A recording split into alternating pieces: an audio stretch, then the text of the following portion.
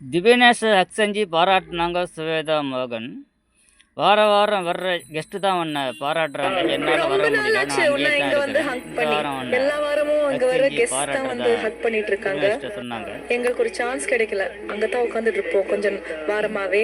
ரொம்ப நாள் ஆச்சு, அதனால அங்க நின்று அவன் பாடி கேட்கும் போது இது வந்து நம்மளோட மனசுல இருந்து போகவே போகாது. இவனோட பெர்ஃபார்மன்சஸ், இந்த பெர்ஃபார்மன்ஸ் எல்லாம் பார்த்து மக்கள் அவங்க டிவிக்கு முன்னாடி அழுவாங்க. கேரண்டி இந்த பாட்டோட ஃபீல் சொல்லுவோம், லிரிக்கல் ஃபீல் நல்லா சொல்லுவோம்.